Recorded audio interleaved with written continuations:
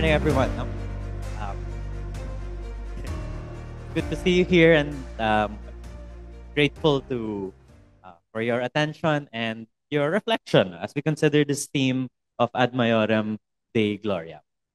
So, Ad Maiorem Dei Gloriam is a very popular phrase from the Jesuits. It's one of their mottos. We usually have the initials AMDG. I teach in Ateneo de Manila University, and karamihan ng students, pag may quiz, pag may paper, pag may submission, nasanay sila. No? They'll put at the top of their paper AMDG. May cross, and then may kung ano-ano pang mga design. No? It's a reminder for the students, it's a reminder for the Jesuits themselves that what they do in the current task is always towards or for the greater glory of God. No? So this morning, I wanted to share a little bit of background regarding the phrase, but I also want to really explore the question of what really does give more glory to God, and how can we think about that, especially with our day-to-day activities. No? So, Ad Maiorem Dei Gloria. No? It's a Latin phrase, um, and it means towards or for. Ad Maiorem is greater, and then Dei Gloriam is the glory of God. No? So this phrase, again, usually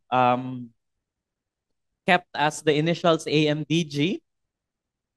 In fact, yung isa naming program na sa Ateneo, sa university, we have, of course, strategic planning then every so often. Meron kaming tinatawag na AMDG goals no, for 2030. So our aspirational dreams for our strategic plans, we also use the initials AMDG. Considering that what we do as a school is also towards this greater glory of God. So this phrase again has become one of the important mottos of the Jesuits. Of course, let me give a little bit of background of Saint Ignatius. I'm sure you've already encountered Saint Ignatius a lot of times, and we already know the basic story. No? I want to focus on his aspirations. As a teenager, as a young man, no? Growing up in itong Spain in the 1500s, Ignatius was exposed to a lot of images of being a knight, no? Being a chivalrous hero, a superhero in fact. No?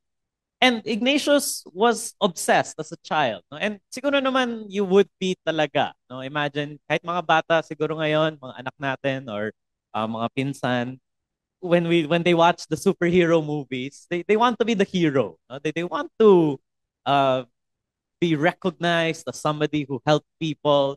They see all the great things that they can do. So Ignatius, growing up, was a little bit of the same.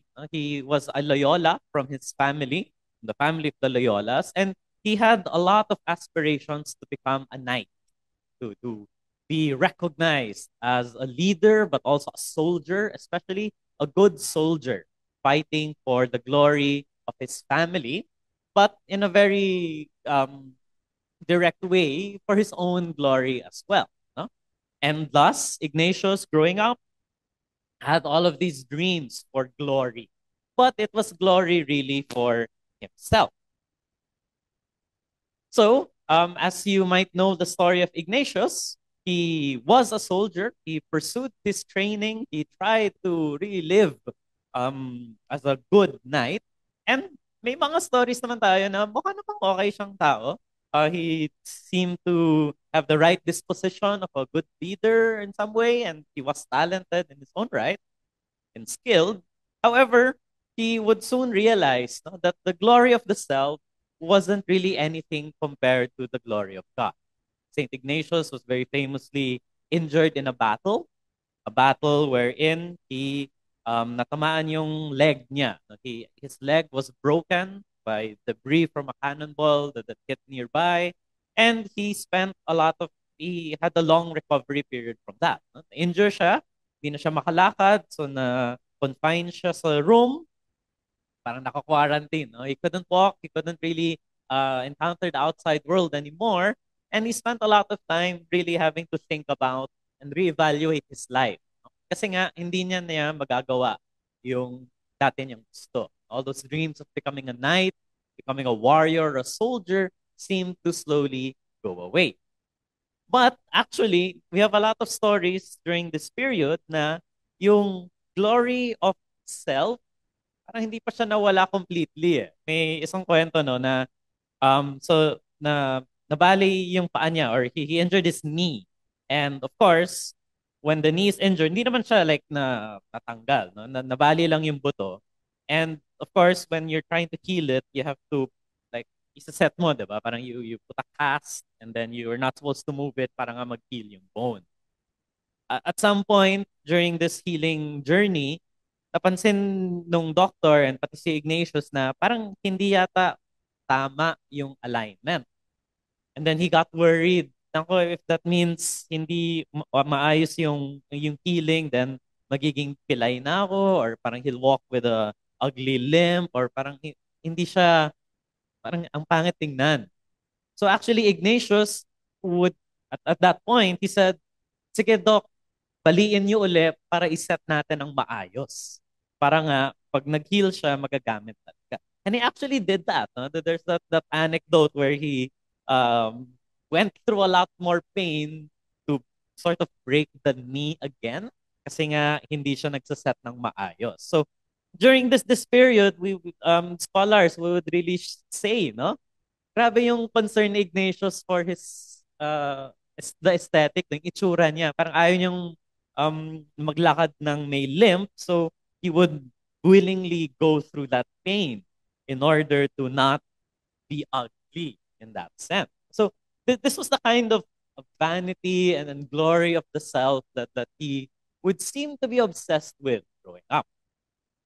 However, of course, through that transformation and through the healing journey, when he was stuck in his room, he was reading the Bible or the lives of the saints, the lives of Jesus Christ, and he slowly began to realize, no, that working for his own glory would not really lead him anywhere compared to what he discovered, no, of working for the greater glory of God.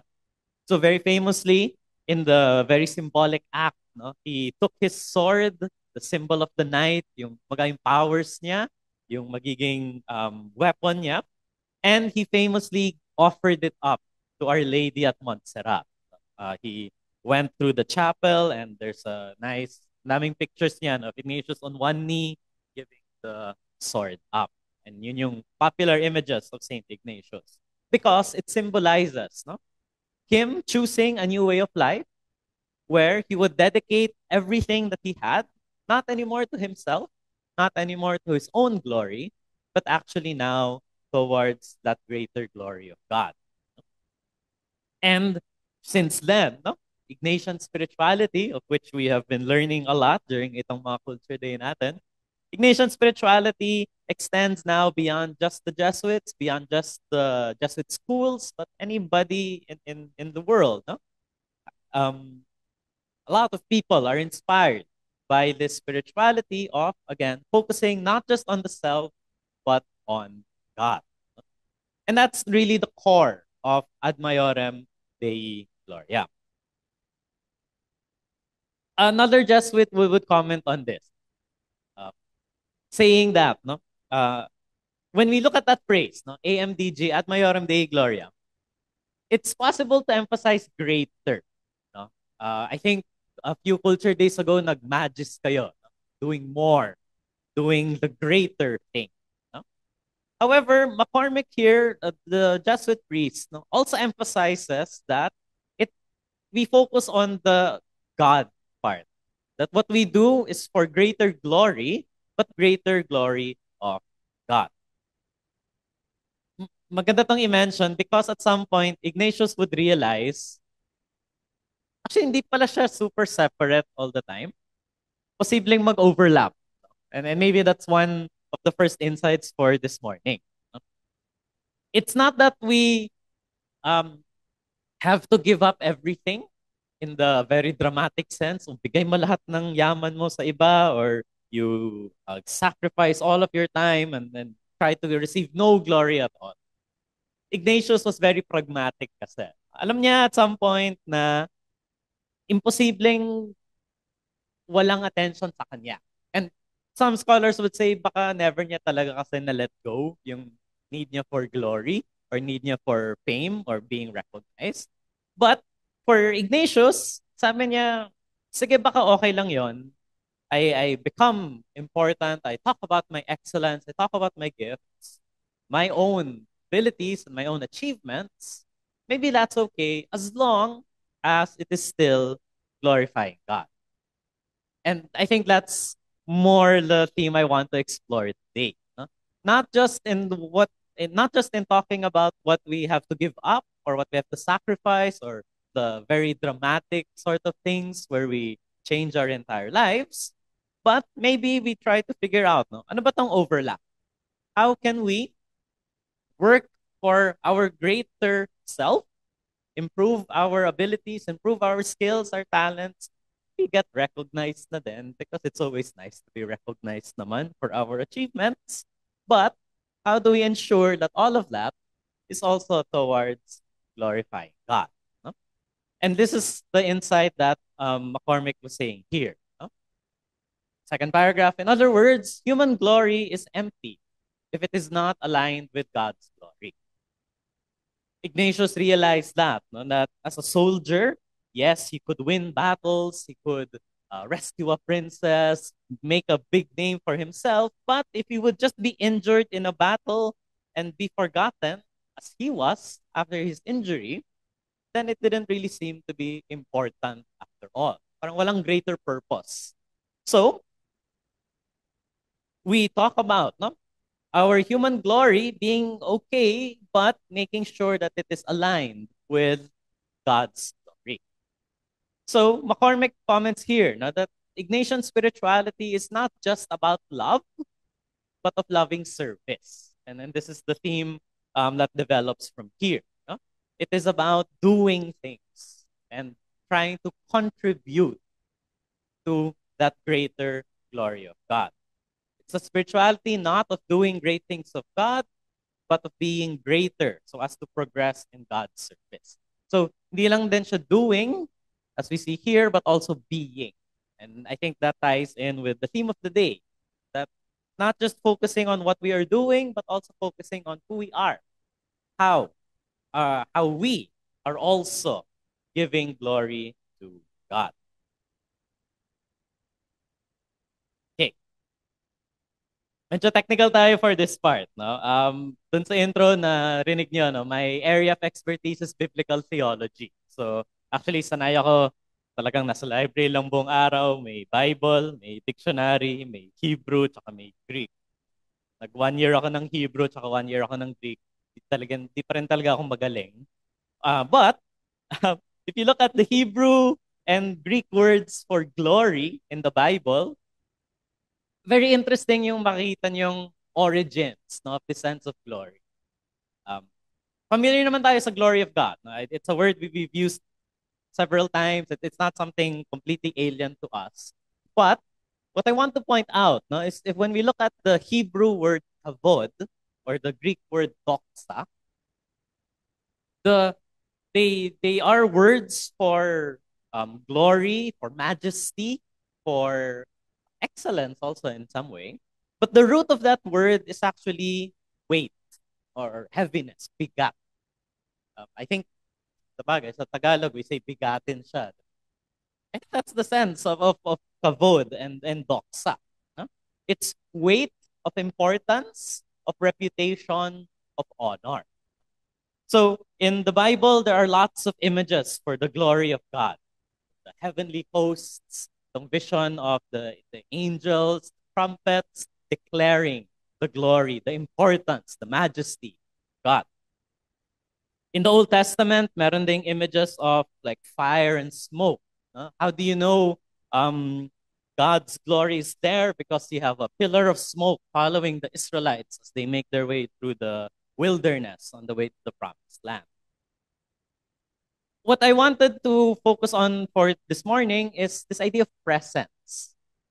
So it's weight and bigat, but also this sense of presence. Ramdam mo yung presence of God because of God's glory. And I think this is an interesting concept to relate, no, to ad maiorem Dei gloria. How do we give, or how do we work towards greater glory of God? Maybe it's about recognizing the presence of God, but in some way, maybe we can also ask the question of how are we able to make God's presence more felt or more encountered by the people around us and also by ourselves. No? And that's something that I think is good to look at. No? When we think of God's presence, Ignatius, of course, was also very keen on this. No? I think meron din kayong culture day on finding God in all things. Si Ignatius talaga yung pasimuno niyan because he had this deep sense that when you think about God and God's glory and the presence of God, even the smallest things can show us or at least remind us of God's presence. Writing in the spiritual exercises, itong manual for prayer na ginawa ni Ignatius, he says this. Part of the instruction is to consider how does God dwell in creation, in the world around us. And this is something that Pope Francis also was very much insistent upon. Care for the environment. These days, ang daming nangyayaring um, dami natin na-encounter natural disasters and then all of these difficulties in life. And somehow recovering our respect for nature, respect for the environment is important, not just respecting because of what they provide for the world, but respecting them because they are also signs of God's presence. Again, no, Ignatius says, I will consider how God dwells in creatures, in the elements, giving them existence, in the plants, giving them life, in the animals, giving them sensation, in human beings, giving them intelligence. And finally, how in this way he dwells also in myself, giving me existence, life, sensation, and intelligence. Even further, making me his temple, since I am created as the likeness and image of the divine majesty. So, in this instruction, we are, or Ignatius is inviting us to call our attention to God's presence around us. In nature, especially, in the majesty of nature, in the beauty of the sunset, in the amazing view of the full moon. Kung nakita niyo yung full moon ng isang araw, napakaganda, no? But also in the creatures around us, in our in animals, in our pets. I'm sure we've all encountered God's presence somehow. Pag yung pusa mo or yung aso mo ay katabi mo. No? And also, of course, in other human beings. Our co-workers, the people whom we are helping, the communities we are working for, and of course, our day-to-day encounters with people. And lastly, we also try to recognize God's presence in ourselves. And this is something that it's hard to do easily. When we think of God's presence in ourselves, we need a lot of reflection, recognizing how we have gotten our talents, our skills, our abilities, and how we might be able to improve them. No? So, I want to share with you Bible verse. Quick lang. Psalm 96. No? Right, sorry. Okay. In Psalm 96, we have a very interesting phrase or a very interesting song of praise for God's glory. And I think this ties together what Ignatius was saying about recognizing God's presence around us. Sing to the Lord a new song, sing to the Lord all the earth, sing to the Lord, bless his name, tell of his salvation from day to day. Declare his glory among the nations, his marvelous works among all the peoples. For great is the Lord and greatly to be praised. He is to be revered above all gods. All The gods of the peoples are idols, but the Lord made the heavens. Honor and majesty are before him, strength and beauty are in his sanctuary. Ascribe to the Lord, O families of the peoples, ascribe to the Lord glory and strength. Ascribe to the Lord the glory due his name. Bring an offering, come into his courts. Worship the Lord in holy splendor. Tremble before him, all the earth.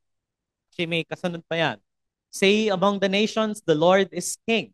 The world is firmly established, it shall never be moved. He will judge the peoples with equity.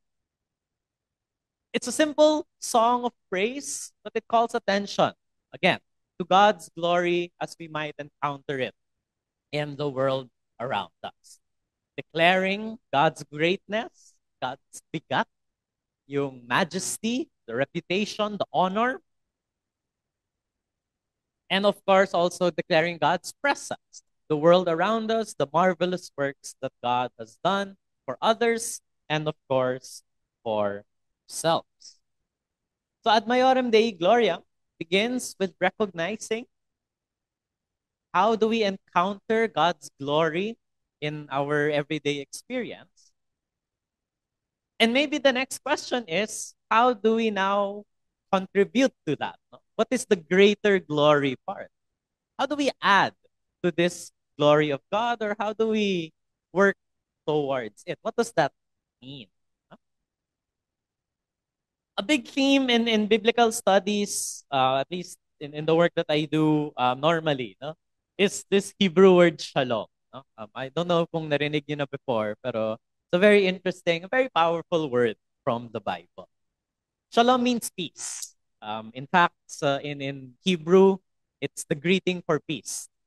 Kung may nakilala kayo and you're walking on the street, you say shalom, and they'll say shalom back. So it's peace be with you. But in the Bible, peace, the peace that shalom refers to, is a deeper kind of peace, inner peace as well. Peace in terms of order, peace in terms of harmony, or even peace in terms of wholeness. Na everything is complete. Walang kulang, walang sobra, pero wala ring kulang. In the Bible, shalom is a sign of God's presence. In other words, when we talk about the glory of God, God's glory will somehow lead to this sense of peace. So perhaps to work towards the greater glory of God in a simple way also means working towards greater peace, greater shalom. Yung students ko over the course of a semester will always remember this word kasi paulit-ulit ko siyang ginagamit sa klase. It's the kind of peace that comes from following the commandments or from the law of God. It's the kind of peace that comes from a good relationship with God, good relationship with the community, good relationship with yourself also. So some words that we might connect to shalom, maybe a more modern understanding. I'll put up this word flourishing and also kaginhawahan. I think Dr. Odulio was your speaker a couple of months ago. Itong kaginhawakan, yan yung focus niya, no, of his research work. Ginhawa, which I know is also one of the foundational, the core tenets, no, of the JNF Foundation. And that's shalom, flourishing. Yung hindi lang siya absence of conflict or absence of war, but the ability to lead a good life. That you are able to flourish, you are able to develop yourselves, you're able to improve and constantly get better. So working for flourishing and working for ginhawa is already a way of increasing God's presence or increasing God's glory. I like that idea a lot, no? Kasi nga, yung Ad Maiorem Dei Gloria, minsan may isip natin, kailangan bongga, kailangan napakalaking bagay ang gagawin ko para sa Diyos. If we reframe God's glory to God's presence, and a sign of God's presence is that peace of shalom or the ability to flourish, then maybe it doesn't have to be sobrang bongga. No? Maybe it can just be in the simple acts that help ourselves or help another person move one step closer towards the sense of flourishing. In fact, one of the ancient writers from the Catholic Church connects the two ideas directly. This is another Latin phrase from Saint Irenaeus of Lyon. Irenaeus was a bishop the year 180, so second century, very early Christianity. For Irenaeus, he would say that Gloria Dei vivens homo. So Gloria Dei, we can recognize that, glory of God. But for Irenaeus, the glory of God is the vivens homo. Vivens means to live, homo is the human, and we usually translate it in English. The glory of God is the human being fully alive. So working towards God's greater glory is also connected to working towards better human lives. I like that a lot, no? Kasi nga, hindi na siya, it's not something separated now or so far away from our own day-to-day living. Because every day naman, we want to have a better, a fuller life. And so, as we work towards that greater or that fuller human life, then we are already also working towards God's greater glory. So, this sense of flourishing is something to be developed. I have some paragraphs here just explaining further this idea of flourishing, this idea of attaining that shalom, attaining that peace that God wants. To flourish is to blossom, to thrive, to throw out leaves and shoots, to grow vigorously and luxuriantly. Maraming imagery to of vineyards or gardening or even yung mga plantito and plantita, diba? We were so happy when we see that our plant begin to grow. That's the flourishing. And we know from taking care of plants during the pandemic, diba? Dami natin mga plants. We know that flourishing happens slowly. When it's done, when the plant is really big, then we can see it very obviously. But in the day-to-day, checking in on our plants, we know that it's very incremental. But what matters is that it is constantly moving forward or constantly growing. So this image of flourishing is the same. We talk about abundance, prosperity, success, and good health.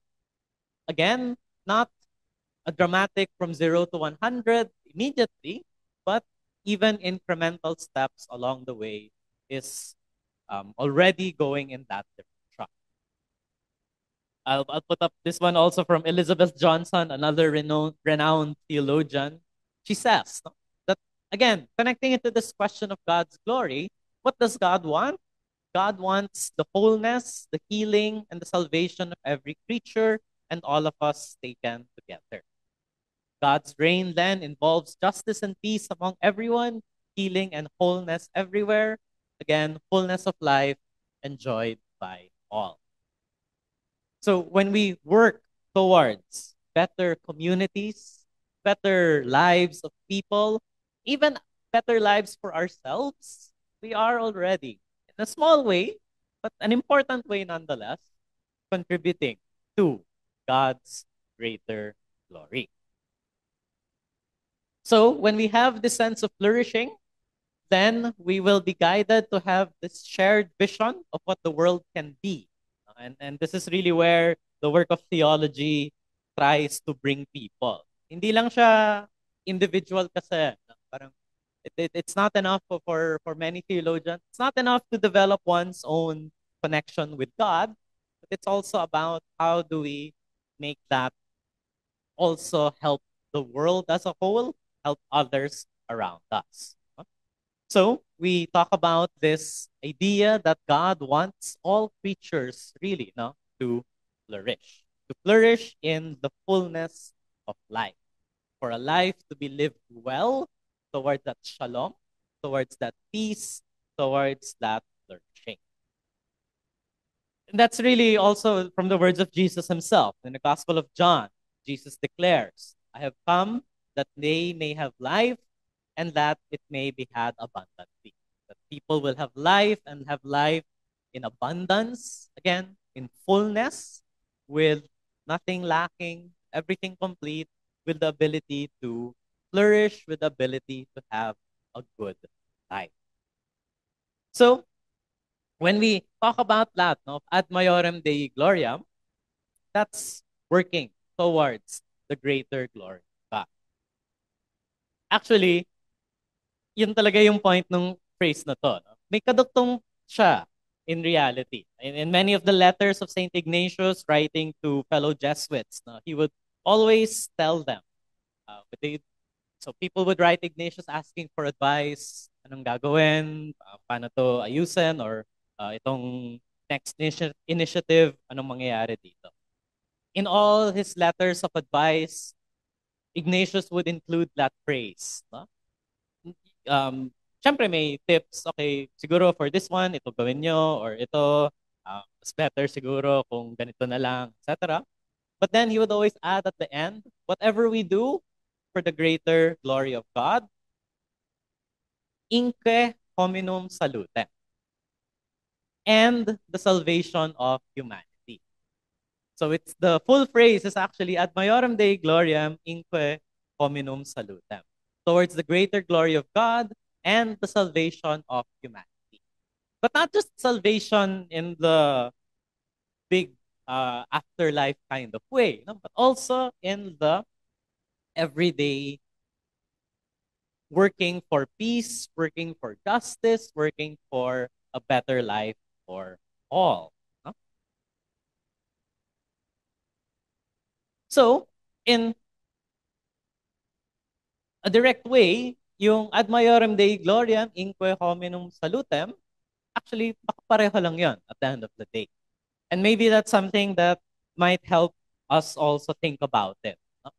That it's not about the overly dramatic moments where it has to be like a superhero level, save the world or bring glory to God with huge achievements. Again, that can be good, and that's probably something to aim for. But we also acknowledge that we can give glory to God. The small day-to-day actions, small decisions, small contributions we make towards the salvation of humans and salvation of humans today. No? This is something our new Pope has been writing about. No? Just a couple of days ago, Pope Leo the 14th, no? Our new Pope, he published yung first paper niya. So in an academic setting, para siya nagsulat ng thesis. And this is the first one that he wrote. No? He's been Pope for a couple of months. And his first writing, his apostolic exhortation, is about the love of the poor. Dilexite is the Latin title. He writes here that love of God, of course, cannot be separated from love of neighbor, and the neighbor of especially those who are most in need. When we talk about charity, when we talk about love, when we talk about giving to others, this has the power to change reality. And we also think about the bigger ways that this might give glory to God. This is a long block of text. Tinama ko na lang kasi maganda siya. You can look up the whole document. But in this passage, Pope Leo the 14th is talking about how we also need to address societal or communal issues, communal causes of poverty or of challenges for humans today. In the middle there, you will see that there is a mention of also building locations, neighborhoods, homes, and cities, building communities. And I think that is actually very central to the Joy Nostalgia Foundation. No? Memorize to kanina sa van. Ano yun? No one poor, no one hungry. We, di ko na lang. No one poor, no one hungry, comfortable homes, convenient transport, quality education, decent jobs, pagiging matatag, no? Or panatag ng mga Pilipino. That is very much contributing to the greater glory of God. Especially with Pope Leo's reminder that the work that we do, again, in developing these spaces where people can connect, people can relate better, recognize their each other. These are all important steps towards God's greater glory. Both Christian preaching and faith, this is the supposed to be the last sentence there. Both Christian preaching and faith are meant to have an impact on society. That's, I think, something that we also want to be clear about, especially today. No? Daming kailangan ayusin, and kasama din yon, no? Standing up for these structural issues that we are also experiencing. So when we talk about God's greater glory, everything that we do that contributes to a better life for someone else, even a better life for ourselves, that's already God's. So it doesn't have to be so dramatic, but it has to be done well, done right, and done for the proper reasons as well. Not just for our own purposes, for our own sake, but again, towards that greater glory of God. Okay. My last note will be on the concept of joy, the joy of the joy nostalgia. No? Another thing I'm known for, no, my research work has also centered on joy a lot. My master's thesis, as Ivan said sa intro, no, was about joy in the Bible. I looked at all parts of the Bible. Ano ba yung meaning ng joy doon? How do we see it? How do we cultivate this joy? And I think I wanted to show, no, how the result of this peace, the result of this flourishing, the result of this glory of God, it should result in joy and a genuine sense of joy. In my master's thesis, I developed this whole section that joy is different from happiness. Happiness or saya or tuwa is good, and we cultivate that a lot. No? We will have a lot of joy, laughter, and all of that today. But we also cultivate a deeper sense of joy. No?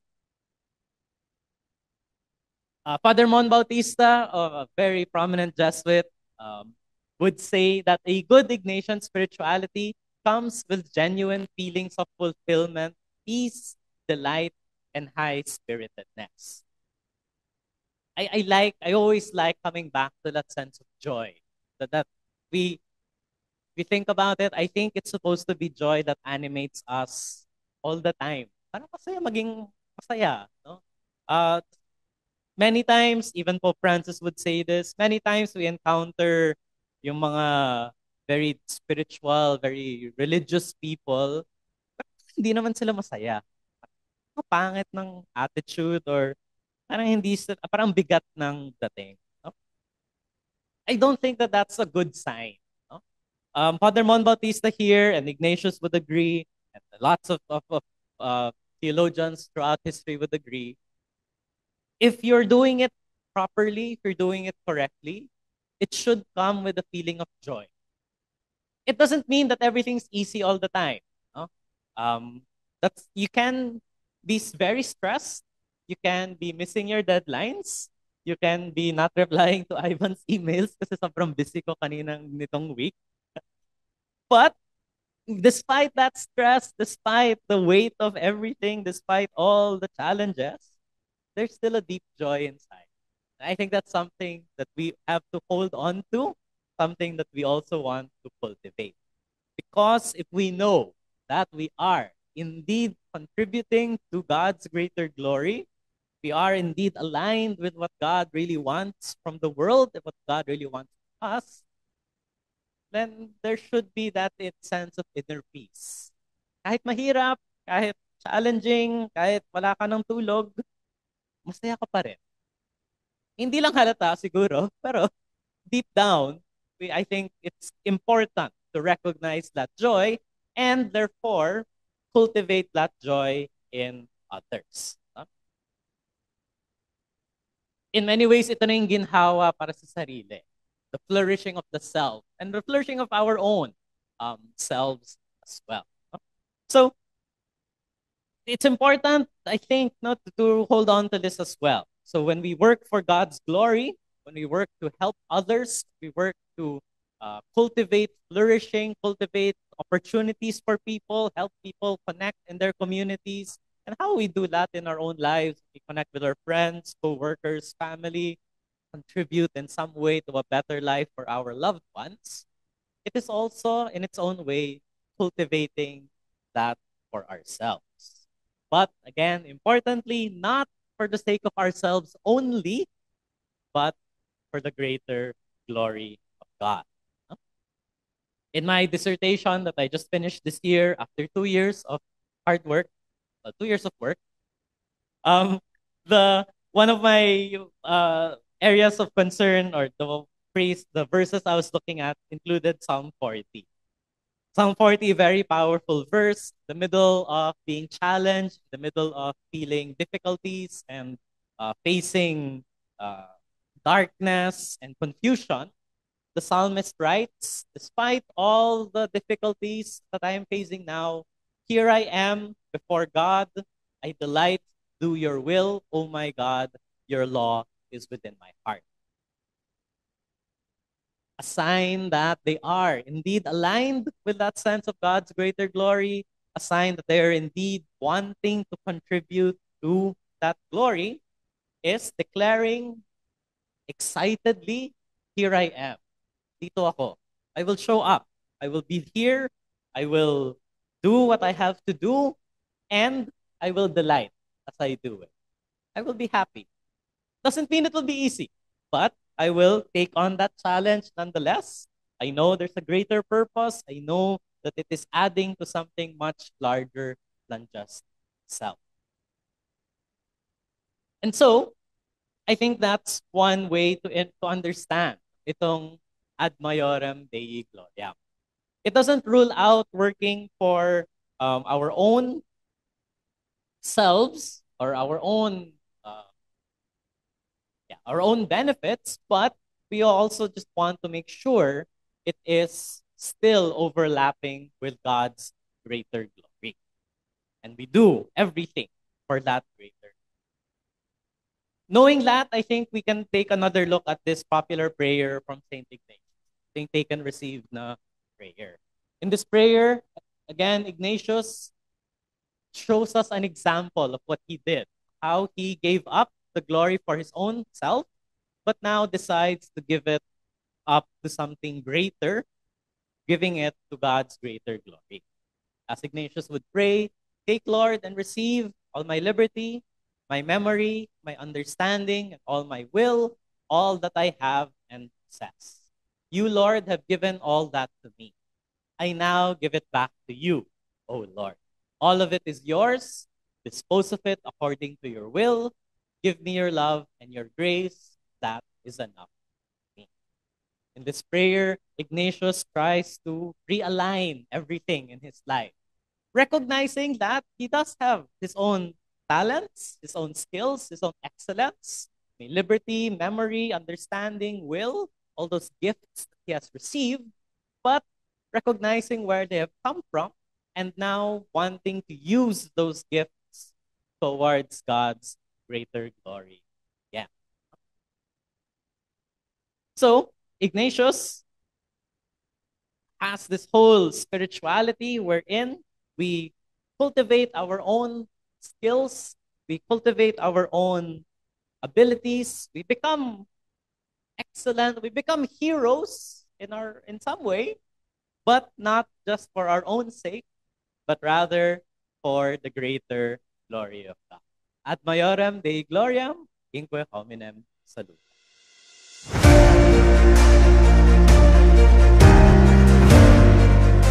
The master commended that dishonest steward from acting prudently. For the children of this world are more prudent in dealing with their own generation than the children of light.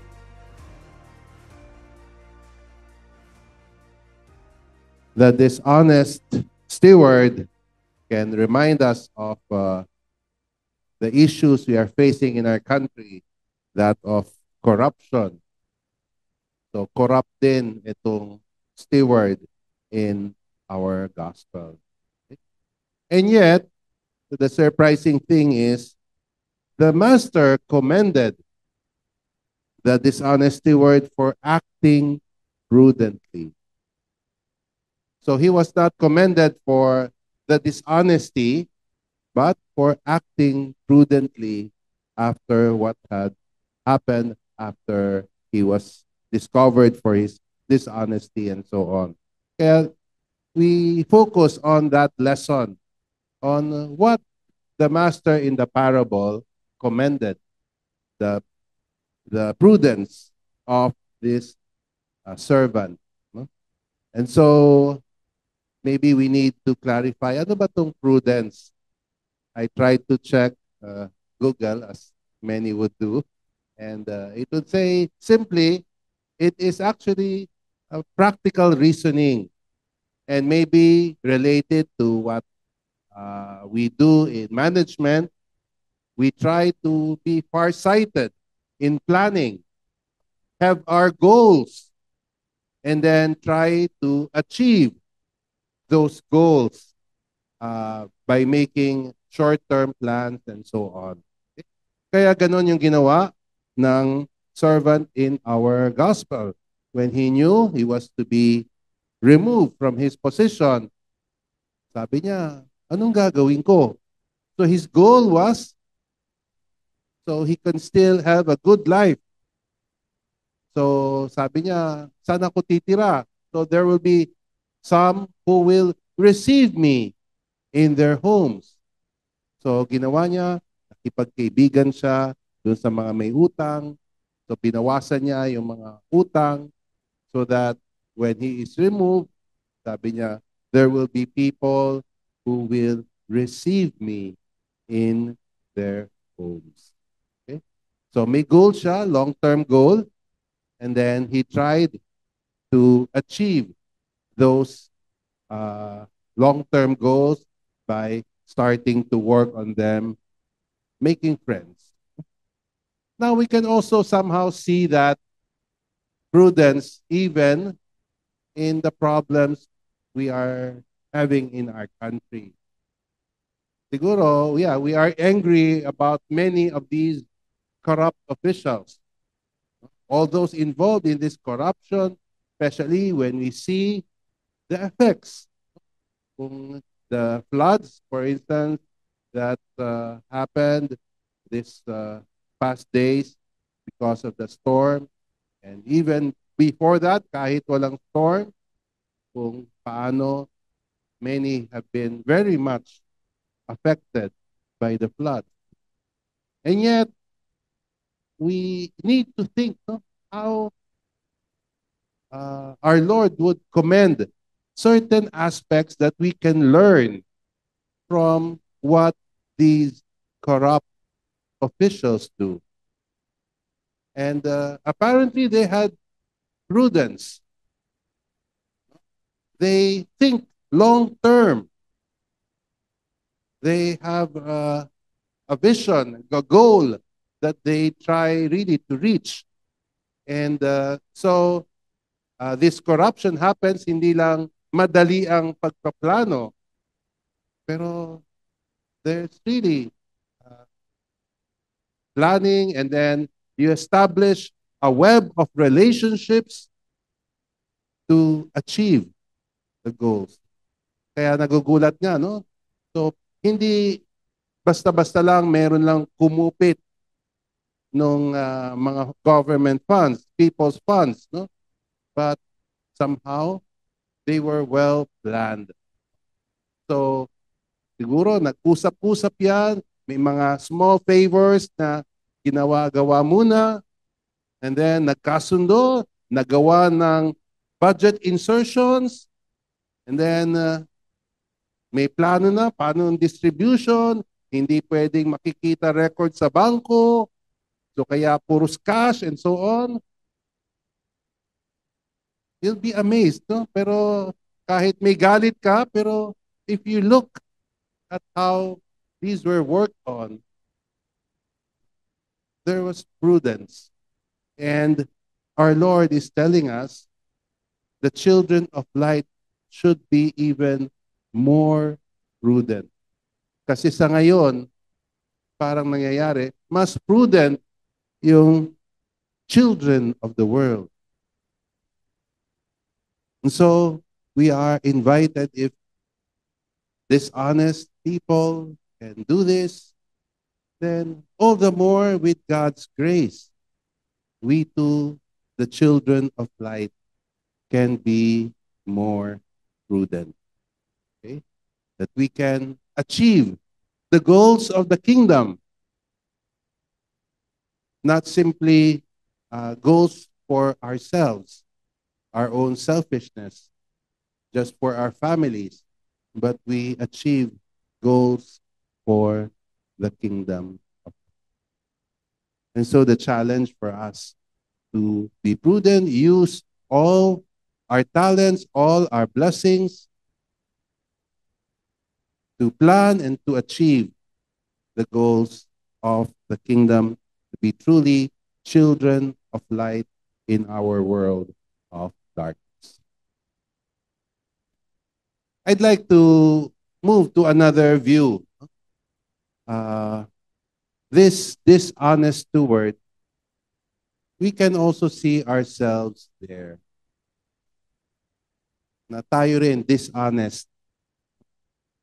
We have our own sins.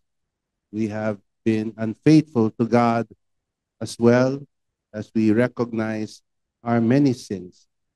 And to have a goal as well in our weakness, in our sinfulness.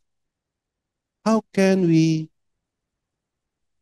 have this home that the steward was trying to achieve? Na there, he will have a home where he will be at peace, he will be joyful. Itong goal, no, na in spite of our sinfulness. And that is what we somehow try to achieve in this practices we have this month of November. November 1, All Saints Day. November 2, All Souls Day. And this whole month of November, we pray and remember all our dear departed. And so, we have this what we call stages of the church. We have church militant. Tayo yan. We are the church who are still struggling in this world, facing temptations, also being challenged to live the gospel, live our faith in these challenging times. Then we also have what is called the church suffering. Ito naman yung those still souls in purgatory. And then we have the church triumphant. This is those, the church, the communion of saints who are united na with God in His kingdom. And so, in our life here in this world, we are invited to recognize these stages of the church. And sana our goal to have our home with God. Yung mga namamatay nga, di ba, pinagdadasal natin, may they rest in peace. May we experience that eternal peace and joy in God's kingdom. Kanina pinaliwanag yung about shalom, peace. So, pero yung peace na we want to achieve is the fullness of peace in God's kingdom. Yung peace dito, glimpse lang ng peace in God's kingdom. Pero, ayun, the home we want is eternal peace, eternal joy. So, that is our goal. And so we build. Kung yung sa corrupt nga, sabi ko, may binibuild na web of relationships. Tayo hindi lang dito sa mundo, we build that relationship. We pray for souls in purgatory. Kasi we have a relationship with them, no? Especially our loved ones, our friends, those kahit yung mga nakaaway natin. And we pray for them. Hopefully, they will also have peace eventually in God's kingdom. They will be cleansed, purified, and eventually find their home in God. So, tayo ay pagdasal. And then while we are praying for them, we too are purified. And then we remember also all the saints who can pray for us as well and bring our prayers to God. So, etong web of relationship, hindi lang within our world, but even in these other stages of the church, we build these relationships so that we can achieve our goal to have our home with God. And so, sana yung halimbawa, mga saints, we try to learn more about the lives of saints, how they can change our lives. And so, how they have yung different saints, how they have found God in their life here on earth, how they have been at home with God, that eventually we too can be at home with God in His heavenly kingdom. And so to look at them as one who can help us, not in the way the corrupt people do, but if we truly want to have our goal in God's kingdom, to have our home with Him, then these are the ones who have shown us the way together with our Lord Jesus Christ. And so, for us to have that goal, and in this world, in our life, many would often just think of our life in this world. So sinasabi sa atin, look farther. Be prudent. No? Have a longer term goal. Be more far-sighted. Ang buhay natin hindi lang sa mundong ito. And so, to think of the saints, to think also of other souls, but to prepare ourselves while we are in this world, to be truly prudent in being at home with God and with one another. And so, this gathering is a way to achieve that. To be at home. Minsan sa trabaho, hindi tayo at home sa isa't isa. We are not even at home with God. So, we wish to be at home with God. That is our final goal, our destination. So let us learn to make our home here. And not just with our families, but with the whole church. And we make our home in God. That is what was said earlier. We experience true peace when we know God is with us. So let us be prudent and have our goal to reach our true home in God.